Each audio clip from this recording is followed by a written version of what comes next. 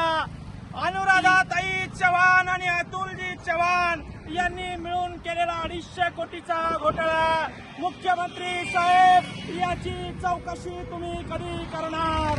अरे गडगंज संपत्ती कमावणारे हे आमदार लोक, गडगंज संपत्ती कमावणारे हे अधिकारी, अतुलजी चव्हाण सारखे अधिकारी आज माझ्या पाठीवर शेतकऱ्याचं ओझ आहे. आपण बघू शकता शेतकऱ्याच्या खांद्यावरचं कर्ज घेऊन या ठिकाणी आम्ही निघालेलो आहे. शेतकरी दाखवू ना.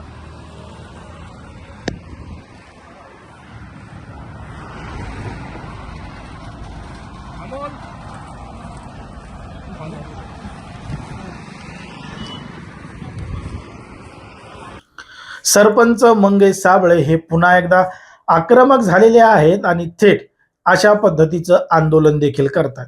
आता मंगेश साबळे यांनी अशा पद्धतीचं आंदोलन का केलं, कशामुळे केलं हे तुम्हाला व्हिडिओच्या माध्यमातून समजलेलंच असेल. पण मात्र ज्या पद्धतीनं मंगेश साबळे हे पुन्हा एकदा मैदानात उतरलेले आहेत, आक्रमक झालेले आहेत आणि शेतकऱ्यांसाठी, कष्टकऱ्यांसाठी मैदानात सुद्धा उतरलेले आहेत. या अगोदर जर आपण पाहिलं तर मंगेश साबळे हे जिल्हा परिषद निवडणूक झाल्यापासून काही दिवस शांत बसले होते, कारण की मतदारसंघामध्ये ते विविध ठिकाणी जात होते, जनतेच्या गाठी भेटी सुद्धा घेत होते.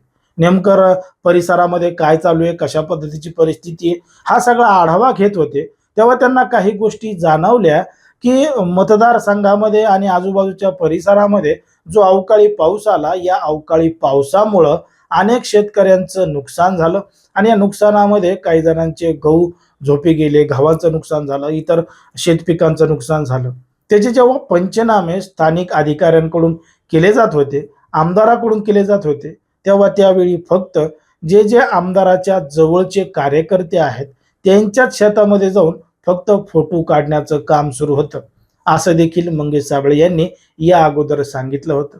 मग त्याच मुद्द्यावरून आणि त्याच मुद्द्याला धरून त्यांनी थेट फुलंब्री मतदारसंघातील आमदार अनुराधा चव्हाण यांच्यावर थेट 4,000 कोटी रुपयाचा भ्रष्टाचार केल्याचा आरोप सुद्धा लावलेला आहे आणि त्याच संदर्भात ते पुन्हा एकदा आक्रमक झालेले आहेत. आता जरी मंगेश साबळे हे सत्ताधारी पक्षामध्ये असले तरी सुद्धा ते शेतकऱ्यांसाठी, कष्टकऱ्यांसाठी, गावकऱ्यांसाठी नेहमी आवाज उठवत असतात, अशा पद्धतीची वेगवेगळी आंदोलनं करत असतात. त्यामुळे ज्या पद्धतीनं मंगेश साबळे हे पुन्हा एकदा आक्रमक झालेले आहेत त्याच्यावर तुम्हाला काय वाटतं हे अगदी स्पष्टपणे कमेंटमध्ये सांगा. आणि अशाच पद्धतीचे नवनवीन व्हिडिओ पाहण्यासाठी आपल्या चॅनलला लगेच सबस्क्राईब करायला सुद्धा विसरू नका.